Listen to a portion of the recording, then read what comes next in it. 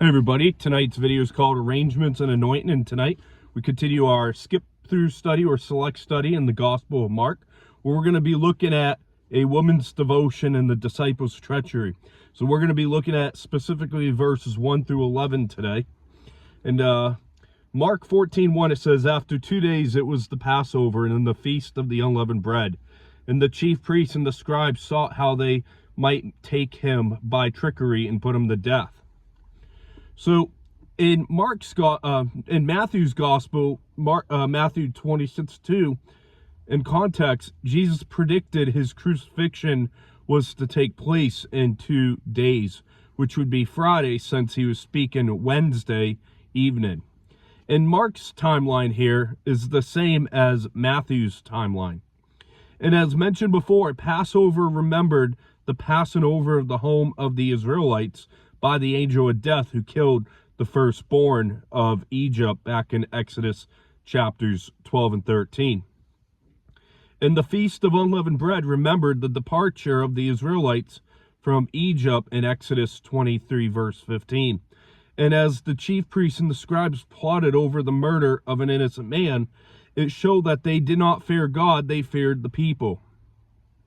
And these religious leaders, they weren't afraid to murder the Son of God, they just believed that they had to do it in a politically smart way. In verse 2, "But they said, not during the feast, lest there be an uproar of the people." So as Passover was celebrated in Jerusalem, the city would have been overflowing with as many as 1 million people. And the religious leaders didn't want to upset them, so they determined to wait until after the Passover season when the crowds would be departing. However, they ended up doing it during that time anyways. And John shows in John chapter 11 verse 57 that the religious leaders originally intended to seize Jesus during the feast, but they saw Jesus' popularity as he performed the triumphal entry in his authority of the Temple Mount, so they decided to do it after the feast. But they changed their mind again when Judas volunteered to arrange a private and quiet arrest. Verse 3, "And being in Bethany at the house of Simon the leper, as he sat at the table, a woman came, having an alabaster flask of very costly oil with spikenard, and then she broke the flask and poured it on his head." So from here through verse 9, the incident recorded here had occurred the previous Saturday, as John shows in John chapter 12 verse 1. And it's Mark's account of the anointing of Jesus by Mary in preparation for his crucifixion, as Matthew and John also talks about. And Simon the leper, and he was like many other lepers, would have been an outcast of the Jewish society, but I believe personally that Jesus cleansed him, which resulted in the planned meal for Jesus and his gratitude. And the woman was Mary, the mother of Mary, the sister of Martha and Lazarus, as John identified in John chapter 12 verse 3 as present for this meal. And it was a tradition for oil to be dabbed on the head of guests, and we see that she used very costly oil on the head of Jesus.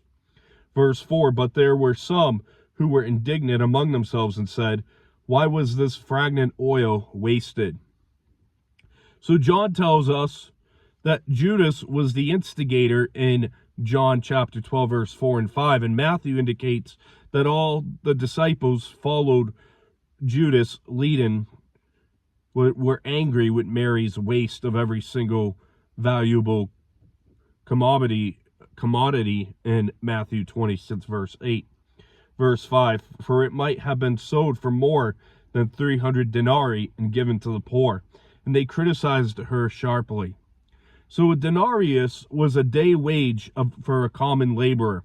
300 denarii represented about a year's salary or a year's income for a person.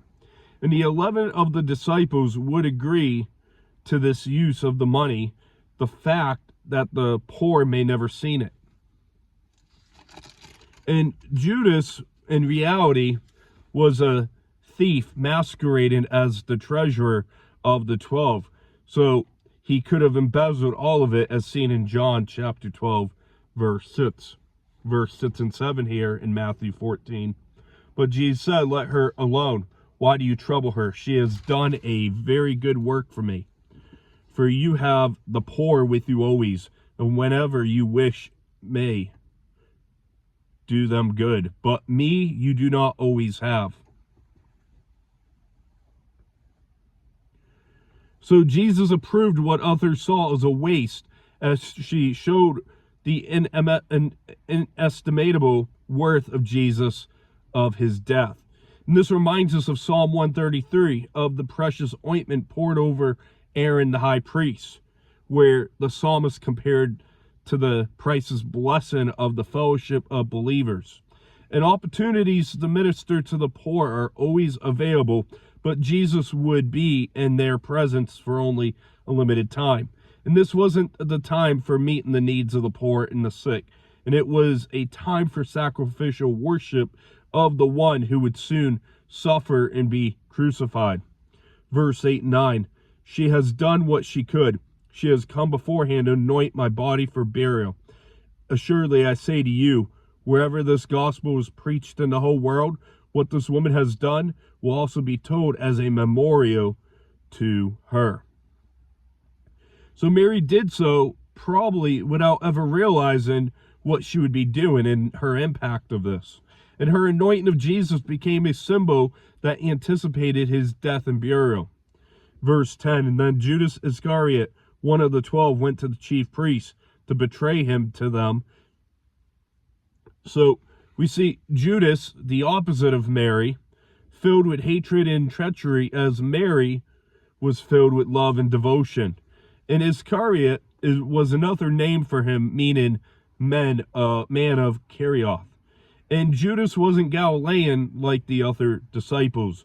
Judas was only attracted to Jesus for great potential for wealth, power, and prestige through his association with him. And Judas will receive 30 silver coins, not even half of the value of the perfume, for his betrayal of Christ. And Judas' motive was greed, to bargain with the religious leaders for Jesus' life, as seen in Matthew 26, verse 15. And God ordained these things to happen, but he did not prompt Judas to sin. And verse 11, "And when they heard it, they were glad and promised to give him money. So he sought how he might conveniently betray him."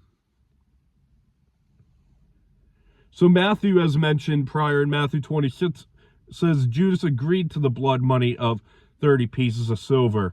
And Judas' surveillance to carry out his evil plan, which would be when Jesus was away from the crowds, as seen in Luke 22, verse 6. And the religious leaders had wanted to destroy Jesus for a long time, as seen in Mark 3, verse 6. Now they had an ally. So to wrap up tonight's study, we look at the ruler's resolve to kill Jesus. And in verse 3 showed that the woman did what the woman did, that she anointed Jesus with perfume. And so, as mentioned, the Apostle John actually goes in greater detail of this story in his gospel. And in verse 3 showed Mary's flask contained 12 ounces of perfume. And John showed Judas' greed. Verse 4 through 9 here showed the reaction to what the woman did. And our section today ended showing Judas agreed to betray Jesus, changing the plans of the Jewish rulers. I want to go over to Matthew's gospel real quick. Matthew 26, verse 15. Says here, I'm going to read verse 14 first. So Matthew 26, 14, 15. Then one of the 12, called Judas Iscariot, went to the chief priests and said, "What are you willing to give me if I deliver him to you?" And they counted out to him 30 pieces of silver. So, as mentioned, Matthew tells us exactly the amount that Judas agreed to betrayed Jesus for. He had greed. And so that's going to wrap up our study for tonight. Lord willing, we'll see you back on Friday night for the trial of Jesus and Barnabas. And we'll see what Mark has to say about that. So I hope you have a great rest of your evening. God bless.